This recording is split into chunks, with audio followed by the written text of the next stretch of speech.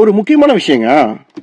அதாவது கடந்த 2 நாட்களுக்கு முன்பு நடந்த பட்ஜெட் கூட்டத்தொடர்ல பிஃபோர் எலெக்ஷனுக்கு முன்னாடி, தேர்தலுக்கு முன்னாடி திரு தமிழக முதல்வர் விஜய் அவர்கள் தமிழக மீனவர்களுக்கு இந்த மீன்பிடி தடை காலத்துல நாங்க 6,000 இருக்கிறத 20,000 நாங்க பண்ணி கொடுப்போம், அந்த பணத்தை உயர்த்தி கொடுப்போம். வெறும் 6,000 தான் தமிழக அரசு கொடுத்துட்டு இருக்காங்க. அதை நாங்க எங்க ஆட்சி தாவேக ஆட்சி வந்துச்சு அப்படின்னா 20,000 நாங்க உயர்த்தி கொடுப்போம் தமிழக மீனவர்களுக்கு மீன்பிடி தடை காலத்துல அப்படின்னு சொன்னாரு. ஆனா இப்போ நடந்த பட்ஜெட் கூட்டத்தொடர்ல 6,000 வெறும் 7,000, அதாவது 6,000 1,000 ரூபாய் சேர்த்து 7,000 தர்றோம் அப்படின்றாங்க. இது எதுக்குங்க? முன்பின் ஒரு 2 மாற்று கட்சி, திராவிட முன்னேற்ற கழகமாக இருக்கட்டும், அனைத்து இந்திய அண்ணா திராவிட முன்னேற்ற கழகமாக இருக்கட்டும், இந்த 2 ஆட்சியுமே, இந்த 2 கட்சியுமே சரியில்லை, அதாவது மக்களின் பார்வையில சரியில்லை அப்படின்ட்டுதான் உங்களை, அதாவது டிவிக்கு தாவேகா கட்சியை விரும்பி ஓட்டு போட்டு ஜெயிக்க வச்சு இன்னைக்கு உங்களை தூக்கி தமிழக முதல்வராக உட்கார வச்சிருக்காங்க.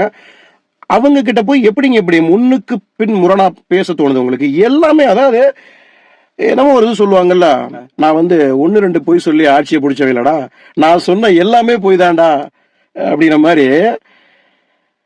ரொம்ப தப்புங்க. ஏன்னா உங்களை நம்பி ஓட்டு போட்டிருக்க ஜனங்கள் உண்மையிலே திராவிட முன்னேற்ற கழகம் திரும்ப மறுபடியும் ஆட்சி அமைச்சிருந்தா 1,000 ரூபாயில இருந்து 2,000 ரூபாய் பணம் தரேன்னு சொன்னாங்க. கண்டிப்பா அவங்க சொன்ன வார்த்தையை காப்பாத்திருப்பாங்க. ஆனா திரு தமிழக முதல்வர் விஜய் அவர்களே, நீங்க ஒவ்வொரு பேச்சுமே ஏன் மாத்தி மாத்தி பேசுறீங்க? ஏன் மாத்தி மாத்தி? ரொம்ப கேவலமா இருக்குது. நீங்க பேசுற பேச்சு ரொம்ப கேவலமா இருக்கு. ஒண்ணு சட்டசபையில அப்படியே பில்லி சுனிய வச்ச மாதிரி இப்படியே இருக்கு, இப்படியே உட்காந்துக்கிறீங்க. எதையே பறி கொடுத்த மாதிரி, அப்படியே நாளைக்கு உலகமே இடிஞ்சு விழுக போகுது, அப்படியே ஒரு மாதிரி எதையோ பறி கொடுத்த மாதிரி உட்காந்துட்டு இருக்கீங்க. யாராவது அந்த பில்லி சுனியை தான் வச்சுட்டாங்களா உங்களுக்கு? என்ன? அதாவது ஒரு தனி மேடையில உட்கார்ந்து ஒரு 5,000 பேர் 10,000 பேர் எழுதுனா பயங்கர ஸ்பீச், வெறித்தனமா இருக்கு உங்க ஸ்பீச். ஏன்னா எல்லாமே ஸ்கிரிப்ட் எழுதி, டயலாக் இதெல்லாமே எழுதி மைண்ட்ல செட் பண்ணிட்டு அதுக்கப்புறம் அந்த ஸ்பீச் டெலிவரி பண்றீங்க. அப்பெல்லாம் ஓகே, உங்க ஸ்பீச் ஓகே தான். ஆனா அதை சட்டசபையில நீங்க தெருக்கி விடணும். தமிழக முதல்வர் அப்படின்னா உங்களுக்கு கீழே எவ்வளவு துறைகள் இருக்கோ அந்த துறைகளை பற்றி எல்லாமே 360 டிகிரி நீங்க தெரிஞ்சு வச்சுக்கணும். அட்லீஸ்ட் தெரிகிறதுக்கு முயற்சியாவது பண்ணுங்கன்ற. தகுதியே இல்லாதவங்க எல்லாம் இன்னைக்கு அமைச்சராகவும் எம்எல்ஏக்களாகவும், ஏன் முதலமைச்சரா கூட இருக்கிறீங்க. எப்படி சொல்றதுன்னு தெரியல, எப்படி சொல்றதுன்னே தெரியலைங்க. ஏன்னா நீங்க நேற்று சட்டசபையில சொல்லியிருக்கீங்க, நான் அடுத்த ஜென்மத்துல விவசாயியா பிறக்க நான் ஆசைப்படுறேன் அப்படின்னு. அதுக்கு திருமதி பிரேமலதா விஜயகாந்த் அவர்கள் சொல்லியிருக்காங்க, ஏன் நீங்க அடுத்த ஜென்மத்துக்கு போறீங்க? இந்த ஜென்மம் அடுத்த ஜென்மம் இருக்கா எல்லாம் தெரியாதுங்க, அது வேற. பட் இந்த ஜென்மம் இல்ல, இப்போ உங்களுக்கு மக்கள் அந்த அதிகாரத்தை கொடுத்திருக்காங்க. நீங்க பார்க்கலாமே, உங்களுக்கு அந்த ரைட்ஸ் இருக்கே, உங்களுடைய ஒரு சைன் போதுமே. நீங்க ஏன் அதை பண்ண மாட்டேங்கிறீங்க? ஊழலை எதிர்ப்போம், ஊழலை ஒழிப்போம் அப்படின்னு சொல்லி தான் நீங்க ஆட்சிக்கு வந்தீங்க.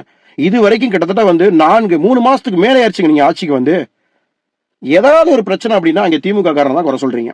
இதுக்கு முன்னாடி நடந்த ஆட்சி சரியில்லை, அவங்க தான் அதுக்கு தான் காரணம், அவங்க தான் இதுக்கெல்லாம் பொறுப்பு அப்படின்னு இன்னும் அந்த பேரை தான் இன்னும் ஒப்பாரி வச்சுட்டு இருக்கீங்களே தவிர, இப்ப நீங்க தான் ஆட்சியில இருக்கீங்க, ஆட்சி அதிகாரத்துல இருக்கீங்க. நீங்க நினைச்சா முடியும். விவசாயிகள் பிரச்சனையா இருக்கட்டும், மீனவர்கள் பிரச்சனையா இருக்கட்டும், மேகதாது அணை கட்டுறாங்களே அந்த பிரச்சனையா இருக்கட்டும், காவிரி நீர் பிரச்சனையா இருக்கட்டும், முல்லை பெரியார் பிரச்சனையா இருக்கட்டும், இப்படி தமிழ்நாட்டில் இருக்கிற 360 டிகிரி இருக்கிற பிரச்சனை எவ்வளவு நீங்க சுத்தி பாக்கலாங்க. ஏன்னா ஆட்சி அதிகாரம் மக்கள் உங்ககிட்ட தான் கொடுத்திருக்காங்க. இந்த முட்டாள் மக்கள் பாதி பேர் உங்களை தான் நம்பி கொடுத்திருக்காங்க. அவங்களுக்கு நீங்க ஏதாவது நல்லது பண்ணுங்க. ஏன்னா அடுத்த நிமிஷம் நிச்சயம் இல்லாத வாழ்க்கை, நீங்க தான் ஒரு படத்துல சொல்லிருக்கீங்க. உண்மையா நான் சொல்றேங்க, அடுத்த நிமிஷம் நிச்சயம் இல்லாத வாழ்க்கையில வாழ்ந்துட்டு இருக்கோம் நம்ம எல்லாருமே. உங்களை நம்பி ஓட்டு போட்ட ஜனங்களுக்கு நீங்க ஏதாவது பண்ணணும்னு நினைங்க. எண்ணம் போல் வாழ்க்கை அப்படின்னு சொல்லுவாரு திரு தல அஜித்குமார் அவர்கள். உண்மையா சொல்றேன், நீங்க நைட்டு ஃபுல்லா தூங்கும் போது உங்க எண்ணமும் உங்க செயலும் சிந்தனையும் சரியா இருந்துச்சுன்னா அங்க எல்லாமே நல்லா இருக்கும். அதாவது செயல் நல்லா இருக்கும்.